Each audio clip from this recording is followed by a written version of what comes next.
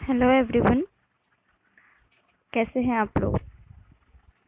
जैसा कि आपको पता है कि आज ही से हम लोगों का ऑनलाइन क्लास शुरू हो रहा है, तो मैं आप लोगों का ये फर्स्ट वीडियो लेकर आ गई हूँ।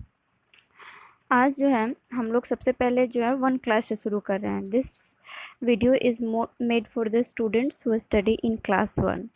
और ये जो है आपका इंग्लिश का, ये जो आपके सामने स्लाइड दिख रहा है, ये आपका इंग्लिश का फर्स्ट चैप्टर है। यानी कि आज का जो वीडियो है, ये वाला स्पेशली ये जो वीडियो है, ये वीडियो डेडिकेटेड है to the students who study in class 1। And this chapter which is showing up on your screen is of English. So first of all मैं आपको इंट्रोडक्शन करवा दूँ आपके इंग्लिश के फर्स्ट चैप्टर से। तो देखिए, आपका जो फर्स्ट चैप्टर है वो दे रखा है माई होम।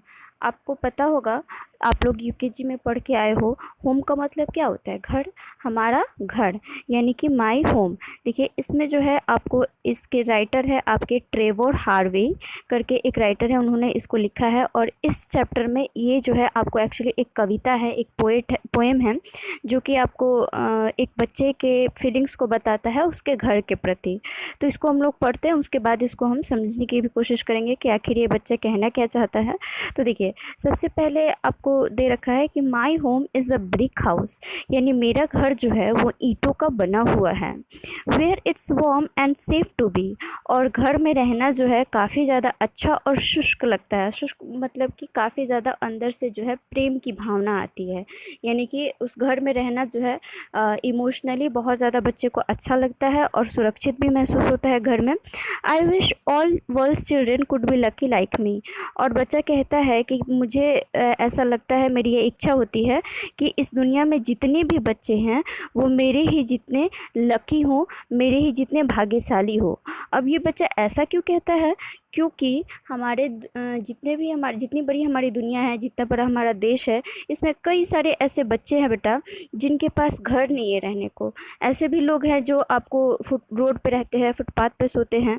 तो अगर आपके पास घर है तो आपको ब्लेस्ड फील करना चाहिए। तो और यही जो है वो बच्चा भी फील कर रहा है कि मैं कितना लकी हूँ कि मेरे पास जो है घर है, वहाँ पे मैं सुरक्षित महसूस करता हूँ, सुरक्षित रहता हूँ, सुरक्षित सोता हूँ, और मुझे वहाँ पर प्रेम का एहसास भी होता है।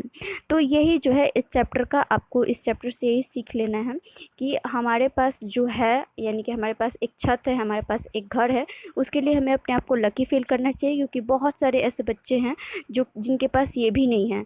तो अक्सर हम लोग क्या करते हैं कि ज़िद करने लगते हैं कि हमारे पास ये नहीं है, हमारे पास ये टॉय नहीं है, हमारे पास ये खाना नहीं है। तो ज़िद करने के अलावा ज़िद करने के बजाय अगर आप ये सोचें कि आपके पास क्या है, आपके पास एक छत है, आपके पास आपके मॉम डैड है, आपके पास आपके मम्मी पापा हैं जो कि आपको प्रोटेक्ट करते हैं, जो आपको हमेशा सेफ़ फील करवाते हैं। तो ये सारी चीज़ों के लिए आपको भगवान के प्रति या फिर नेचर के प्रति या यूनिवर्स के प्रति जो है आपको क्या बोलते हैं उसको, फील करना चाहिए कि आप बहुत ही ब्लेस्ड हो, आपको यूनिवर्स ने ब्लेस किया है कि आपके पास है वो चीज़, आपको किसी भी चीज़ की कमी नहीं है। क्योंकि बहुत सारे लोग जो हैं वो इसकी कमी से भी जूझ रहे हैं। So let's end this chapter है। हम लोग जो है यहाँ के कुछ वर्ड्स देख लेते हैं कि आखिर इस चैप्टर में से कुछ वर्ड्स भी है क्या जो कि सोचने के लिए मजबूर है। अभी आपको कॉपी में कुछ नहीं उतारना है, अभी आप क्या कीजिएगा, सिर्फ समझ लीजिए। इसका जो वर्ड होगा या इसका जो क्वेश्चन आंसर होगा वो मैं सीधे आप लोगों के घर पे ही पहुँचवा दूँगी, ठीक है। तो चलिए इसका वर्ड ट्रेजर में जो है आपको वार्म दिया है, पता ही है, मैंने बताया वार्म का मतलब क्या होता है, हैविंग अफेक्शन और बाइंडनेस, यानी कि किसी भी चीज़ के प्रति लगाव होना, किसी भी चीज़ के प्रति प्रेम होना, वो जो होती है वार्म होने की फीलिंग होती है। ऐसे वार्म का आप मीनिंग खोजोगे तो उसका मतलब शुष्क होता है। लेकिन यहाँ पर जो कि हम लोग लिटरेचर पढ़ रहे हैं, तो लिटरेचर में जो है आपको to the point, to the बिल्कुल एकदम stick to the word meaning नहीं निकलता है। इसके बाद होता है विश। विश का मतलब होता है इच्छा, किसी भी चीज़ को पाने का जो आपको विश होता है, डिज़ायर होता है, वही होता है हम लोग का। उसके बाद होता है हम लोग का सेफ। सेफ का मतलब तो होता है सुरक्षित, यानी कि टू बी प्रोटेक्टेड। और लकी का मतलब होता है ब्लेस्ड, मतलब कि भाग्यशाली। अब जो है आप अगर ये पेज पलटते हैं तो तो आपको यहाँ पे क्वेश्चन आंसर मिलेगा देखने के लिए। क्वेश्चन आंसर भी जो है वो आप लोग को नोट्स के रूप में आपके घर पे पहुँच जाएगा, उसी से आपको फेयर करना है। अभी मैं सिर्फ ऐसे ही दिखा दे रही हूँ और समझा दे रही हूँ कि आखिर आपका दे क्या रखा है। तो देखिए फर्स्ट क्वेश्चन बेटा आपका दे रखा है, what is the poets home made up of. थोड़ा बताइए। तो अभी अभी मैंने बताया ना कि आखिर ये पोएट का घर जो है वो क्या चीज़ का बना हुआ है। फर्स्ट ही लाइन में था, क्या चीज़ का बना हुआ है, ब्रिक का बना हुआ है। पोएट ने बताया ना कि मेरा घर जो है वो क्या है, ब्रिक का बना हुआ है। अब नेक्स्ट क्वेश्चन जो है वो दिया है, इज़ हिज होम सेफ। क्या पोएट का घर जो है वो सुरक्षित है। तो बताइए पोएट ने बताया था ना अपने स्टेटमेंट में कि उसका घर सेफ है या नहीं है। तो बिल्कुल सेफ है। उसने बोला था कि मैं अपने घर में क्या करता हूँ, वार्म और सेफ फील करता हूँ। इसके बाद जो है आपका थर्ड क्वेश्चन बोलता है कि what does the poet wish, यानी पोएट की इच्छा क्या है भाई। तो पोएट की इच्छा भी पोएट ने बताया है इस पोएम में। उसने क्या बताया है कि दुनिया का हर एक बच्चा जो है कि उसके जितना लकी हो, मतलब सबके पास उसका अपना घर हो, यही जो है वो पोएट की इच्छा है। उसके बाद जो है आपको नेक्स्ट क्वेश्चन दे रखा है कि do you like your home. क्या आपको अपना घर पसंद है। तो आपको तो पता ही होगा कि आपको अपना घर पसंद है कि नहीं। किसको अपना घर पसंद नहीं होता है। ऑफ कोर्स हर किसी को अपना घर पसंद होता है, तो आपको भी तो अपना घर पसंद ही होगा। तो इसका आंसर हो जाएगा yes we really like our home. इसको आपको नोट नहीं करना है, बस अब आप इसको समझ लीजिए। इसका जो नोट्स होगा वो आपके घर पे पहुंच जाएगा। नेक्स्ट जो है आपको कंप्लीट द लाइंस दिया हुआ है।